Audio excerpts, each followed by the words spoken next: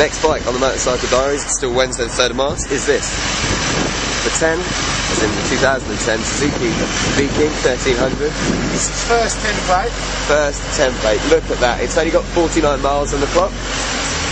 Now I had the pleasure of riding the 09 model of this. It's an amazing bike. The engine in it has actually been used in the 2008 Hayabusa. It's a booster engine, in other words. So it's got so much power, isn't it? So much torque. Loads of grunt. It looks like some sort of steroid pumped up squat bulldog, doesn't it? It's the way with these massive speed humps kind of at the front that just stick out. And 30 miles an hour, top gear, smooth. Roll, and then the horizon comes at you. Yeah, and it just goes so quick. So what I'm going to do is brand new, let's say, new tyres and everything else. So I'm going to probably keep it in B mode today, because I'm a wimp. Maybe not though, because it has got 2 modes in the ECU. So early you've got A mode, as you can see on there, it changes. And then you've got B mode.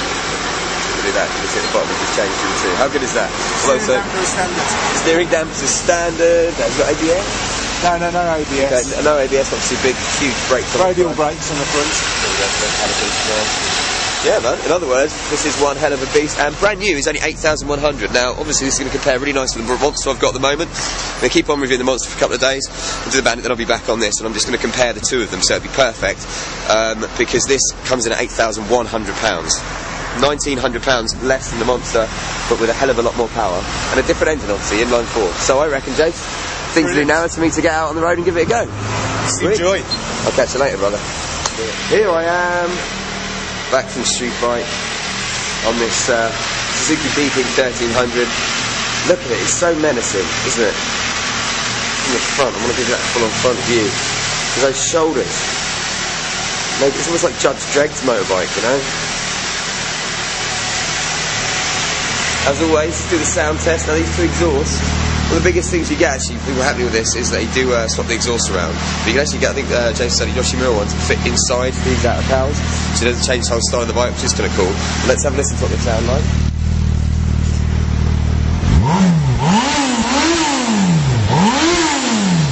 There's no doubt it's an impressive sounding bike. Now I'm just going to turn off the ignition, but actually first I'll show you the rest of the dials. Showed you earlier A and B mode, so you've got temperature gauge, fuel gauge, which you can see it's a few much flashing there, which is interesting because a minute ago it was full mode. Time at the top, you can cycle through different information, you've got everything on here, maintenance reminder, lap timer, average speed, miles per gallon, that kind of stuff. It's really useful. Gear indicator as well in that corner for your MPH. All the usual dials there with the selectors and adjusters for you, lap time, things like that. Lighting, handouts, very standard, the handles and handlebars, very standard. Controls for your computer are here, you can set for your 2 modes, A and B are here as well. So that's very accessible. Good under seats, well I say good under seats here, not a huge amount. I don't even couldn't get a lid under anywhere. But yeah, one hell of a menacing bike. Now, first impressions, obviously I'm going to get back on this in a few days' time, but comparing it, for instance, to the Monster, it's really interesting. I talked about when I was riding the Monster, the difference between a twin and 4-cylinder. I'm just going to turn it off actually, so you're going to hear me better. And I suppose one of the biggest differences is that you get on a twin and it feels like a hooligan, you know, it's like, ah, it just wants to rag you everywhere and it's so much fun. You got something like this, it's such a refined bike, you know, it feels like you're getting on something, to say it's menacing, you know it's got all that power there.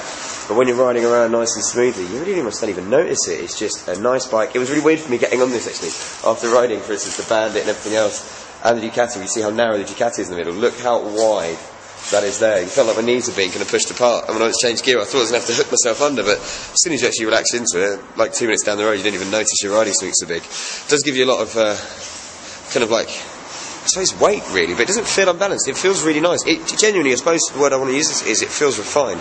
I didn't get a huge chance to give it some on the way back, you know, it's no derestricted roads or anything, but having ridden one in the past, I do know that once you do kind of get it up there, because what is it, red lines at about 10,500 revs, exactly 10,500 revs, it does really kind of perform. It starts to sing, if you know what I mean. But as I say, just on looks and that incredible engine that you know it's got, it's just a menacing presence in the road, isn't it? And it's very different to something like Ducati Monster. I'm gobsmacked to know this is only £8,100. I really am. That is a huge amount of bike for that amount of money, and it puts it, you know, in that category of, well, as I say, you're looking at the Monster, which is under wraps over there, £11,000 or £10,000 for that. £1,900 less. I love that bike, and when I finish reviewing both of them, obviously I'll give you my opinions. But it's kind of hard to justify when there's just so much bike. It's got all the toys and gadgets, but then I suppose that's the difference with the bike. You know, Italian passion and flair, Japanese technology. But yeah, I just keep looking at this. I think the street bike looks really nice in there as well. It's really understated. It's a nice bike. So, an exciting day. Took back the Honda Hornet 900, which has been my reliable, trusty steed for all the kind of donkey work journeys I've had to do, and a lot of fun that was. Picked up Suzuki Viking, as I mentioned. I've got the Ducati 1100 Monster I'm getting back on now. I'll be taking that tomorrow to the Snowdome, then to Tamworth, doing a few rides on the way back as well. Give you kind of like a bit of my final thoughts on that before I jump on the Bandit. For Friday, Saturday, Sunday, the weekend, and then next week on Monday I pick up the VFR. I'll do a bit on this. I'm going to go straight from this onto the VFR, and then from the VFR 1200 from Honda, we'll be on the Rocket 3 from Triumph. So it's a really good comparison of some big bikes. So my friends, until next time, ride safe.